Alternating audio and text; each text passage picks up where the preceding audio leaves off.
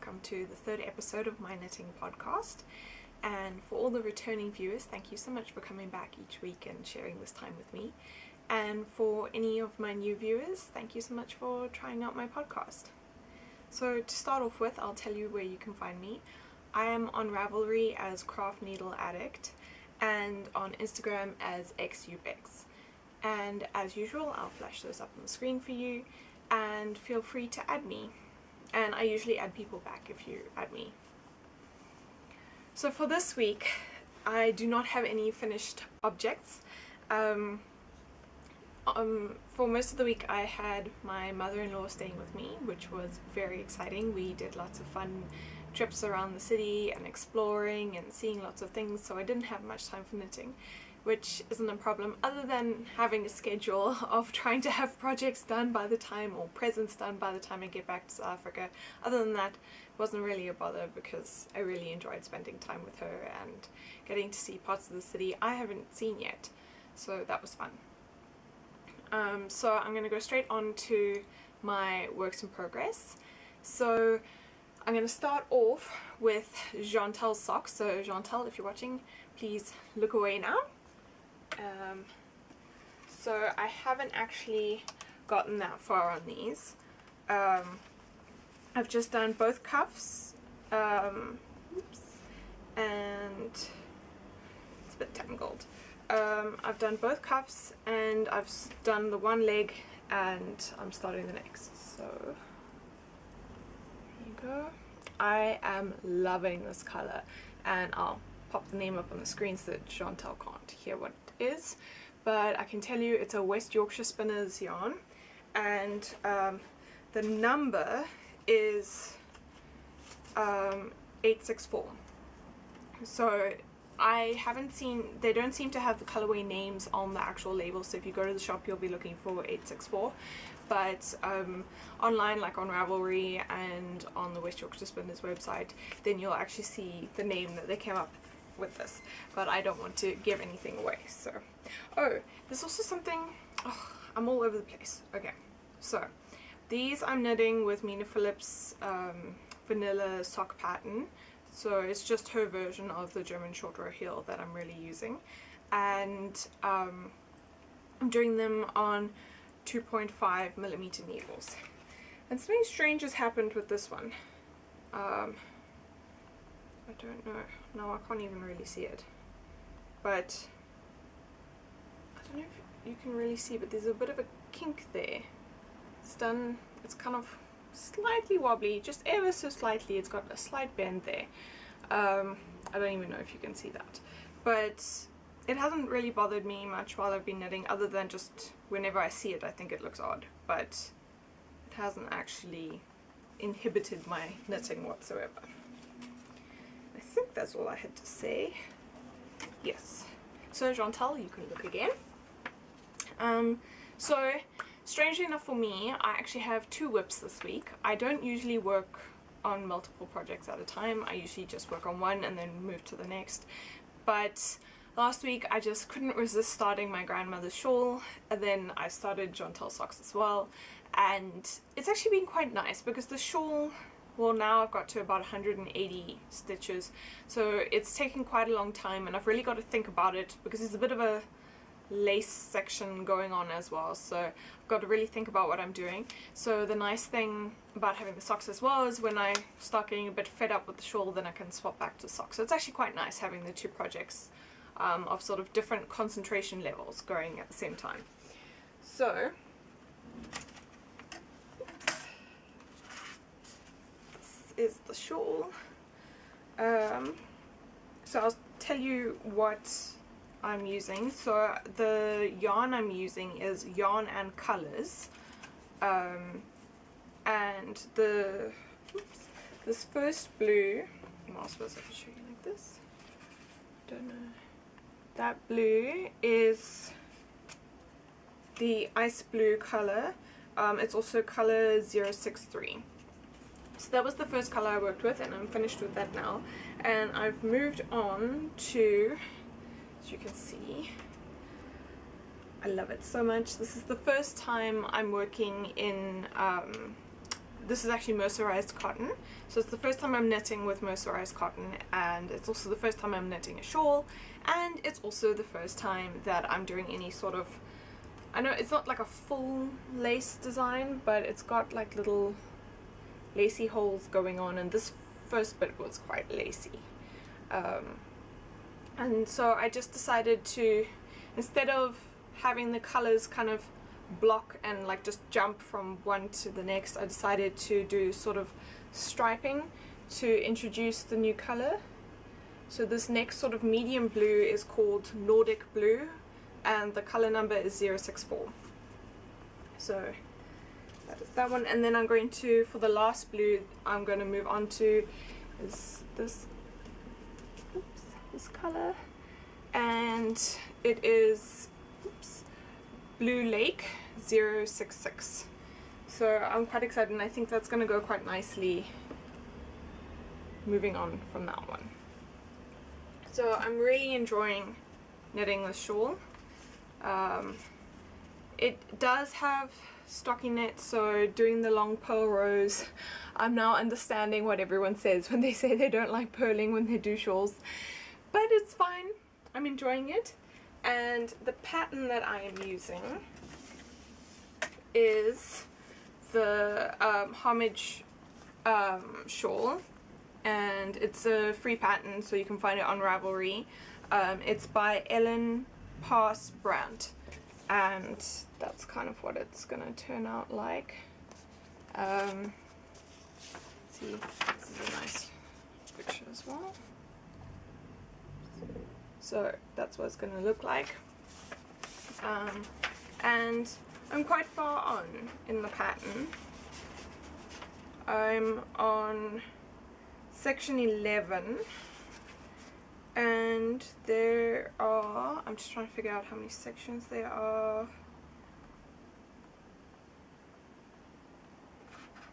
I think there's 13 sections. Yeah, there's 13. 13? There's either 13 or 14. They have certain sections which you leave out depending on what size you're doing, and I'm doing the regular size. So there's either 13 or 14 sections. No, there's 14. Sorry, there's 14.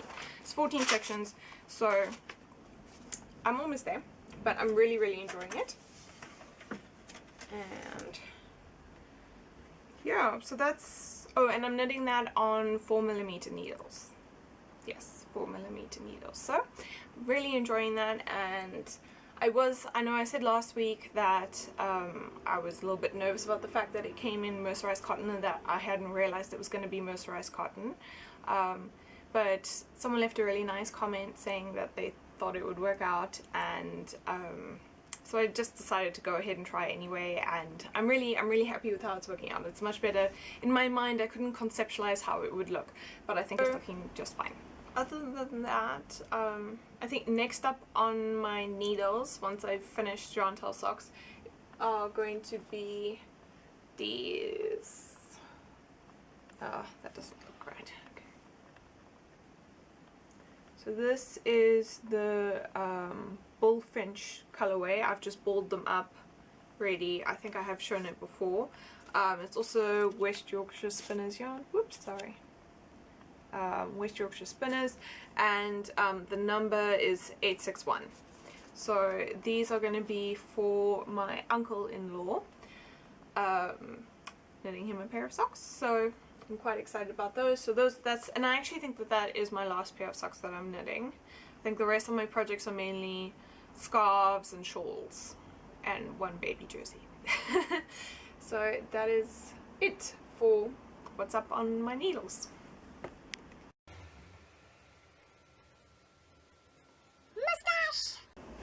Alright, so for my acquisition section, I'm actually going to talk about the Edinburgh Yarn Festival, because that's where I got my acquisitions for this week. So I was so excited, and I am still so happy. It was really exciting. In the morning before I left, I was a little bit nervous because my husband and his mother were going to go explore the rest of Edinburgh, and my friend that was going to join me was only joining me later because she actually went to go climb Arthur's Seat, which is a big hilly, mountainy type part in in Edinburgh, so she was busy off there, so I had to go on my own in the morning. So I was a little bit nervous because I don't really like going to new places on my own for the first time, and also with such a big event, like it just felt like it would be more fun with friends. But it was Jan and I really wanted to go, so I just went anyway. And so when I first got on the bus, it was just sort of me at the first stop, and then the second stop I'd already taken out my knitting because I knew I had like 30, no, it mustn't be 30, maybe 30, no, I think it was more like 11 stops. I don't know what's going on with my brain now. But anyway, I had a lot of stops before before I got off at the Corn Exchange. So I took out my socks and I just started knitting a few rounds. And at the next bus stop, a lady came on and she came and sat next to me. And another two ladies came on and they were asking for tickets to get to the Corn Exchange. So then I thought, they're probably going to the same place. And then the lady who sat next to me leaned over and whispered and said, "Are we all going to the same place?" And I said, "Yes, I think we are." And yeah, soon enough the bus kind of filled up with lots of people who had knitting bags with them and that sort of thing. And the lady next to me was so lovely, she was so chatty. She was also knitting a pair of socks, so we were busy chatting about knitting socks and she recognized straight away the yarn I was working with, so we were chatting a bit about that. And she also, both of us had never been to the Corn Exchange before, so we were both sort of like not sure where to go. But when we got off at our final stop, it was right next to a train station, and there was like a whole flood of people coming from the train down the street and all sort of heading in one direction. So we all kind of just decided like that was obviously the right way to go. And there were so many people that the center island was too full to fit more people in. So even though it was still the pedestrians right of way on the one side of the road, we couldn't actually go because there were too many people in the middle waiting for the other side of the road, so we kind of had to wait longer. So that's how many people there were sort of all coming down. So we found the place pretty easily because we just kind of followed everyone else. And then we got there relatively early after, I think they started admitting people who didn't have pre-booked tickets around about 20 past 10, and I know I left the house at about 10. So it must have been shortly after that. So we didn't have to queue for very long. I queued for about 10 minutes. And they only admitted 10 people at a time. So me and the very friendly lady from the bus kind of got separated, but that was fine. And then when I first got in, it was so overwhelming. There were so many people. I do have some video footage to show you, but you won't even understand from that, because by the time I took the video footage it was a bit later and some of the stalls were kind of emptying out, so there weren't as many people. But when I first got there, there were so many people that you either had to kind of like push past people and bump them, which I don't really like doing, or you just kind of had to like wait there in sort of a line and kind of wait for the person in the front to move on so that you could move on too. So there were a lot of kind of human traffic.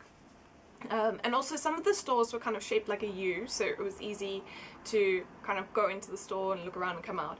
But some of them kind of had a desk at the entrance, so you kind of had to like go in. I don't know if that makes any sense, but it made it harder then with like all the human traffic to kind of like, you all had to wait one person in, one person out sort of thing. There were like a lot of people. So I actually have a picture of the layout. So that is what, try and get it all in there. So that's kind of the layout of the main area where there were all the stalls were set up. So it was a lot. There really was a lot to see. And everything was so colourful, so it was very overwhelming at first. I had to walk around 2 or 3 times before I could really start getting my bearings. And obviously that took a long time because there were so many people. But then, as I said, I think last week, that I wanted to, well, I still want to knit my mother-in-law and my mother shawls, and I wanted to buy the yarn from the Edinburgh Yarn Festival. So I walked around and I'd kind of spoken to them beforehand about what kind of shawls they wanted and what kind of colours they wanted. So with that in mind, I went around and I took lots of pictures of yarn and sent them to my mother-in-law and my mother and asked them to kind of like come up with what they wanted. So I kind of did that. And then by that time it was kind of time for my friend to be meeting me, and I thought it was so busy and there were so many people, there's no way she could just walk in and spot me. So I actually went out, which was also nice because it was so hot inside that it was very nice and refreshingly cool outside. So I went outside to meet her. And then we had some lunch. There was like a cafeteria area, and so we went to go buy some lunch, but it was so full, there was no space at the table, so we landed up sitting on the floor to eat our food, and we were not the only people sitting on the floor. So that was a bit of an experience, but that was really nice, and the food was nice. So yeah, and then me and my friend kind of walked around and looked at things and decided on things. So I'll insert the footage here of, like, it's not very much, I just took a little bit.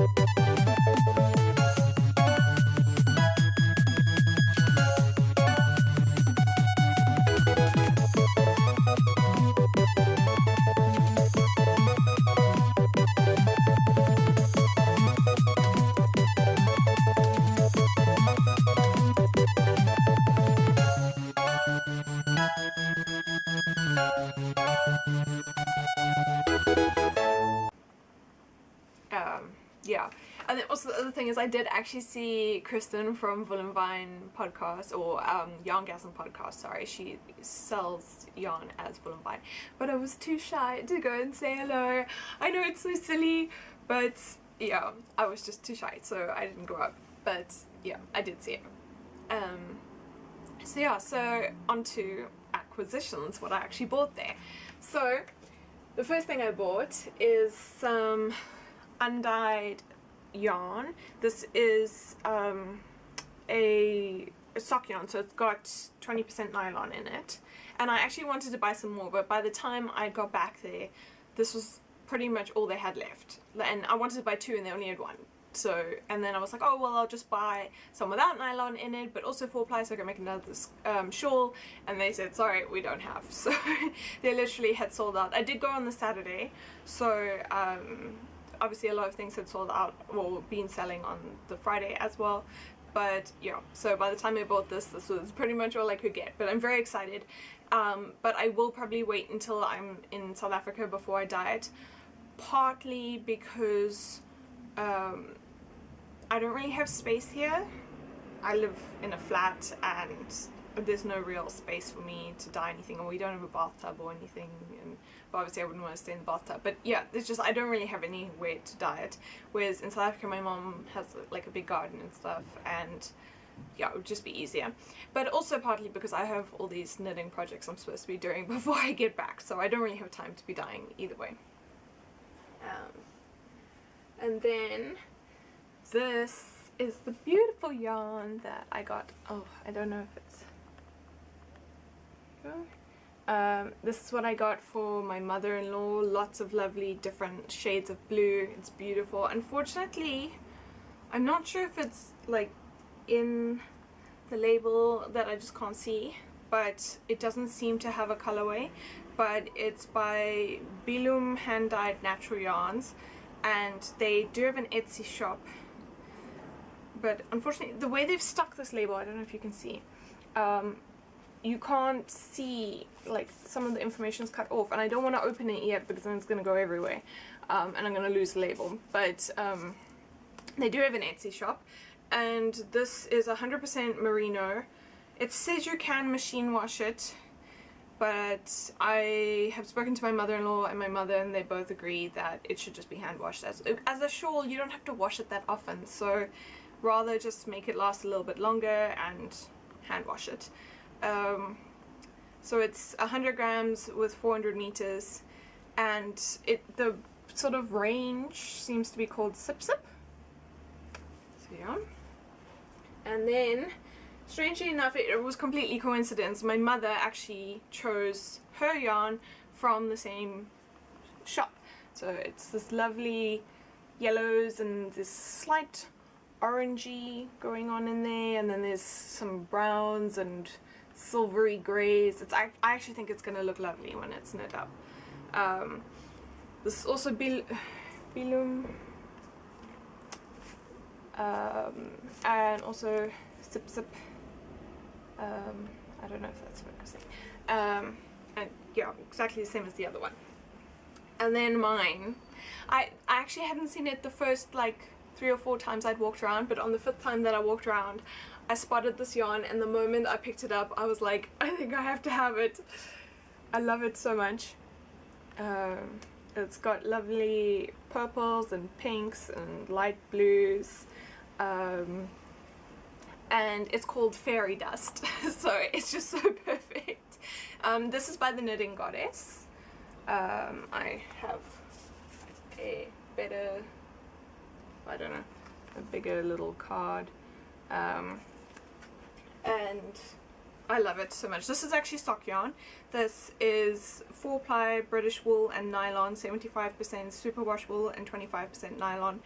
But because it's so pretty and so special, since I got it from the yarn festival, I think that I'm actually probably gonna make this into a shawl. I just want to see if I can show you the colors again, just because I'm so in love. I just love these colors. Yeah. And then so I might make it into a shawl and kind of do like a black edging or something. I think this would look really nice like that. So that is my acquisitions for the yarn storm. I mean the Edinburgh Yarn Festival, which I really enjoyed, and I'm so happy with what I have. I just keep looking at these yarns, I wanting to stroke them. I'm just so happy. I'm just trying to see. Oh, okay, and it was so lovely having my friend there once she arrived. She was so nice. She's not really a knitter. Last year I taught her to crochet, and she hasn't done knitting before, but she was so enthusiastic. I was a little bit worried she'd be bored coming with me, but she had offered to come, and she was so enthusiastic and asking questions about what's the difference between a ball of wool and a skein of wool, and she also, we saw there were quite a few people spinning, and when we went past Spin City, which their yarns are just so beautiful and pops of color and glitter and all sorts of things, she was asking about like what they're doing and like how it works, so I was explaining a little bit about that. She was so enthusiastic, such a pleasure to have fun with. Like, I really much prefer shopping with someone else because you just, I don't know, your excitement plays off of each other better, I think, than when you're just on your own. You want to say something but you got no one to say it to. And then she bought some crochet patterns, and she also bought a little book of bird patterns, and so the aim is for me to hopefully teach her to knit by the time the next Edinburgh Yarn Festival comes. And I said that I want to learn colour work or fair owl, that sort of thing, before next Edinburgh Yarn Festival, so that's kind of our own sort of like personal challenges for ourselves. And very sweetly afterwards, apparently she went back and told some people at her work about it, and now apparently there are a group of 4 or 5 ladies who all want me to teach them how to knit. So I'm a little bit overwhelmed because I don't think of myself as the most proficient knitter. As I said, this is my first shawl of knitting and the first time I'm doing anything sort of lacy, and I haven't got my color work down. I know the theory of how color work works, but I haven't got my tension right. And I haven't knit my first jersey, and there's all sorts of things, so I don't think of myself as being like a master knitter and so I could just teach people. But at the same time, I know how to knit socks, I know how to knit beanies, I know how to knit squares or scarves, I know how to knit a lot of things, and all these other things that I'm wanting to knit, I teach myself because I know the basic stitches and I kind of know how things work. And so if I get to a part in a pattern where I'm like, oh, what does that mean? I just quickly Google or use a YouTube video quickly and see, like, so for this shawl that I've been knitting, there's been lots of little things where some of the instructions didn't really make sense, or like they just used a phrase that I didn't understand, so I just looked at YouTube, and because I know how to knit, I know how to purl, and that sort of thing, and how to wrap the yarn in different ways, so like it's all actually quite easy once you break it down into little bits. And so I thought, you know what, I can teach these women, because I can teach them to knit, I can teach them to purl, I can teach them to cast on and cast off, and how to increase and decrease. And once you've got that, you can really start teaching yourself, I think.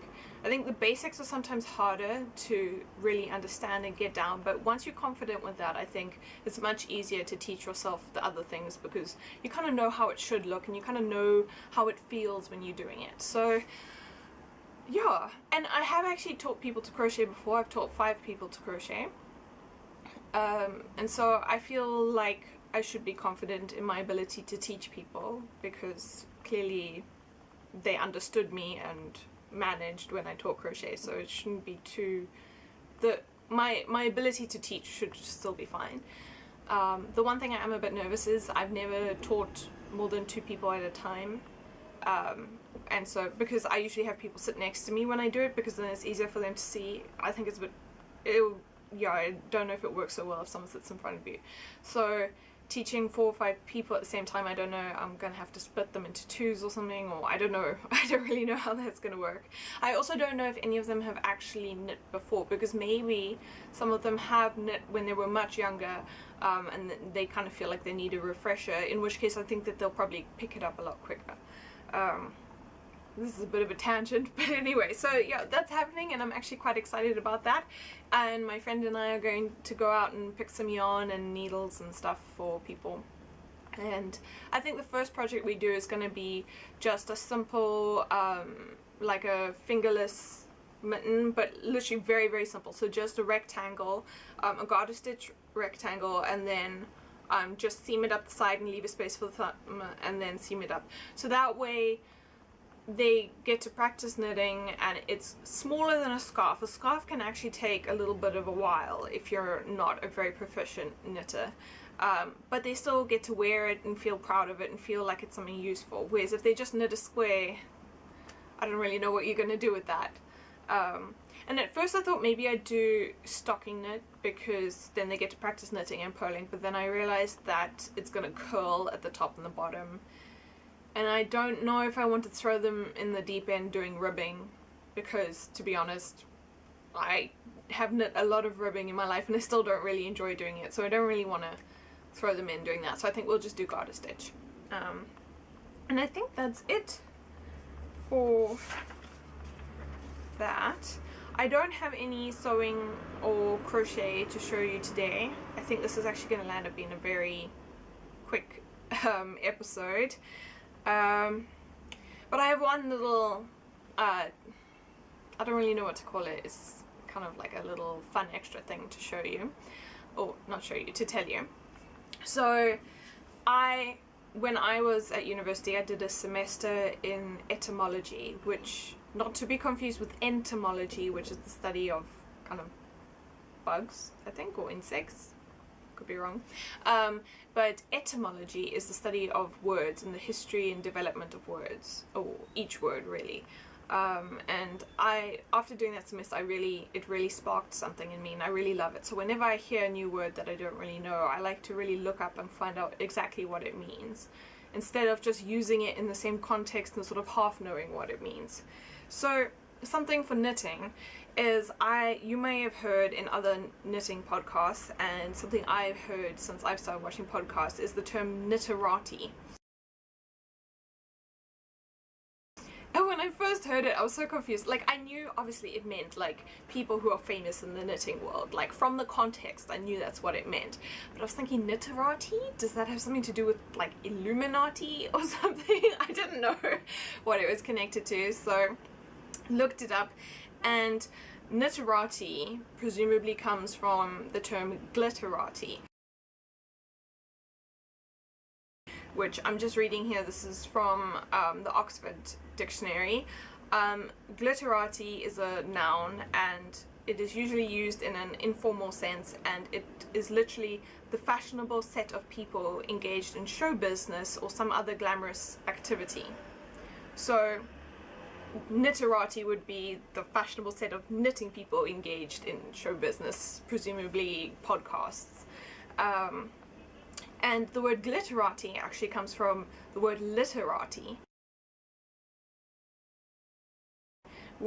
and this definition is from the Merriam-Webster dictionary, and it can be used in two senses. It can either be used to mean the educated class, or it can also mean people who are interested in literature or the arts. So that was my little foray into the history of some knitting terminology or podcast terminology. Okay, so thank you so much for joining me. I think that's it for this episode. It feels like quite a short episode to me compared to the last two, but I hope you enjoyed it. And I don't know, as you might have noticed, I'm using a new camera. Well, not a new camera, it's my old camera, but I discovered that my little smaller PowerShot camera actually has an autofocus, so I'm hoping that is better. I didn't have to wear my glasses today, so it wasn't so reflective, and I didn't have to keep reaching to adjust the thingy.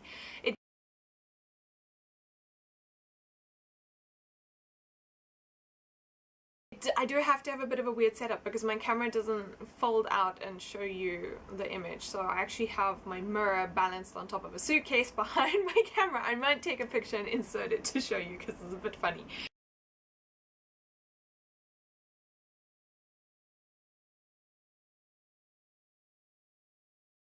But yeah, so I hope that worked out a bit better this time, and yeah, that's it for this podcast. Bye bye!